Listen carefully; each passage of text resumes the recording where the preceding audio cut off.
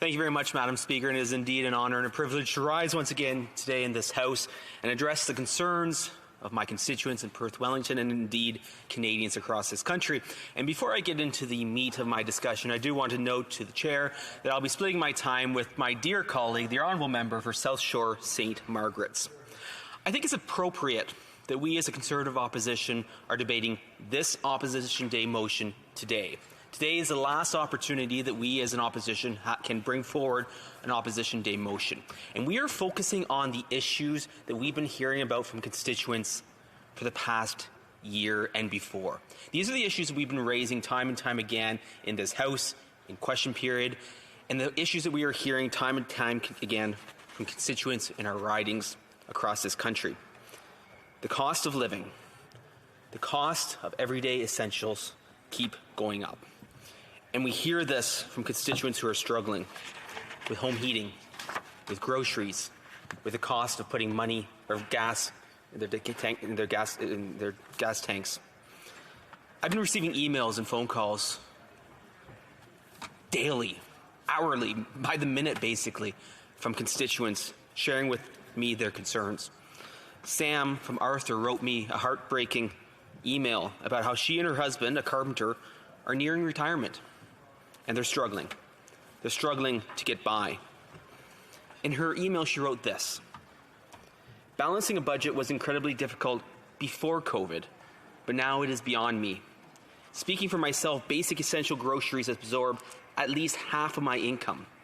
In our case, we tried to plan well. We took care of my husband's parents until they required full-time care, and we did our very best to conduct our affairs in the right way, for the right reasons. Now that we are at the point where we should be celebrating life with each other, we are struggling to try to make ends meet." And Sam isn't alone. Sam expresses the concerns of so many in our communities. Danny from St. Mary's wrote this. He said, "I have been very closely watching the Parliament broadcast and what is going on with gas prices and the inflation that is going on right now. Honestly, I'm very disgusted with the way the Liberal government is looking at these issues.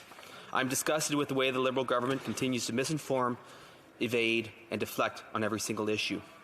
My weekly gas price to go to and from work was approximately $150 a week. It is now $250 a week. My wife and I generally buy the same groceries all the time. Our grocery bill has gone from $160 a week to $250 a week. This is a $200 a week more that is being spent each and every week. That is pretty close to $1,000 a month, just in inflation." Or Anthony from Perth South, who wrote this: "I have a really big concern with gas prices. When are we going to see affordable prices? Buying an electric car is not a viable option given the cost, even for a used car." Or I received an email from Pam from Mount Forest in the north part of Wellington County, who wrote this: "I almost cried talking to my husband last night about how much our expenses have been going up in the past month. Last weekend, we picked up a modest freezer pack and a few other things from the butcher, which was over $450. And being realistic, it will last my family of four, maybe a month. Then we picked up our groceries, another $250. $700, and we will have to get more from the grocery store at the end of this week." I also received an email from Walter from West Perth, who had to go back to work after retiring. He wrote this: "Gas is driving everything up except my pension. So now I get to go back to work. So much for a nice retirement. There has to be a way to get this Liberal government under control or out of office." Mr. Speaker, people in Perth, Wellington are struggling. People across Canada are struggling. And while this Liberal government is making more and more inflationary spending, the impact of this inflationary spending drives up the prices and makes matters worse for everyday Canadians. Over the past few months, the Liberal response to the criticism has been varied from pathetic to downright infuriating. This past Monday in question period, I asked the government about the cost of groceries and the rising number of Canadians who are forced to use food banks. And how did the government respond? They gave a non-answer from a parliamentary secretary. They repeated the same false claim that the carbon tax was necessary to fight climate change, yet as we've seen, emissions keep going up as the carbon tax goes up. These evasive and cowardly answers fail to address the real concerns. And unfortunately, the Liberal government has taken the approach that they say the same thing time and time again. It might eventually become true.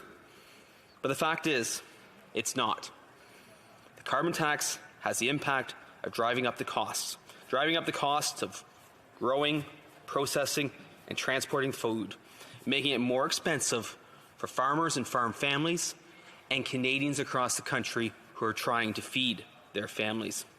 Yesterday, I was up in question period again and asked us another question.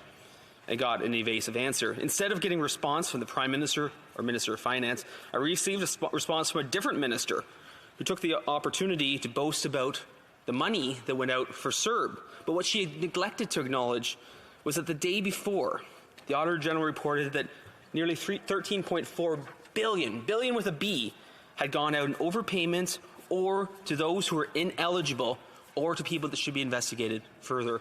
We also heard, Madam Speaker, from the Auditor General that those in prison received the CERB. So when a Liberal minister stands and says their spending is helping those in need, it simply doesn't stand up to scrutiny. Creating more and more inflationary spending will only drive up the costs of prices in the short term, and in the long term create structural economic problems that have been going on since 2015. Now, Madam Speaker, often we get asked when we're out visiting our constituents, well, what would you do? What would you do if you were in power? Well, this Opposition Day motion is our answer. We would take the carbon tax off of all food inputs, all inputs that are used for production of the food that feeds each and every Canadian. And we've been trying to do this for months now. In March, we had a motion calling for a tax reduction on gas and diesel prices. The Liberals and NDP rejected it. In September, we introduced a motion calling for a moratorium on new taxes. The Liberals and NDP rejected it. In October, we introduced a motion calling for a tax exemption on home heating. And can you believe it, Madam Speaker? The Liberals and NDP rejected it. In Canada, where it gets exceptionally cold in the winter, they rejected our call to remove the carbon tax on home heating. Every time we propose meaningful solutions for families and Canadians across the country, these proposals get rejected. So, Madam Speaker, what does this motion do? Here on our last day of the supply period, we call for 5 simple things: to cancel the carbon tax on farm fuels, grain drying, fertilizer, transportation, and other appropriate aspects of the food supply system. Madam Speaker, Canada quite literally helps to feed the world. But we are handcuffed in that ability when the input costs keep going up on farmers and farm families. And in fact, Madam Speaker, just yesterday at the Agriculture Committee, which I had the honour to sit in on, the member from Regina Louvain asked a very simple question to the Minister of Agriculture and Agri-Food. The member asked, "Minister, do you know what percentage of Canadian farm families Canadian farms are family owned? What percentage of farms are family owned?" The Minister of Agriculture and Agri-Food responded, "No." The answer to that is 95% of farms in Canada are family owned.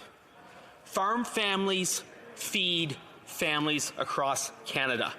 And this motion serves to make it more affordable for farm families to feed our country and more affordable for families to feed their families. When we read our heartbreaking emails each day about families struggling to make ends meet, about 1.5 million Canadians using a food bank in a given month, 500,000 of those being children. When we hear this, we have the opportunity and we have the necessity that we need to act. We need to remove the carbon tax on essentials.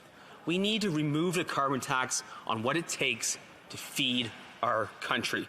So, Madam Speaker, we've put this motion before the House, and I'm incredibly hopeful that the Liberals, the NDP, and the Bloc Québécois will join our Conservative opposition in making it more affordable for Canadians to feed their families.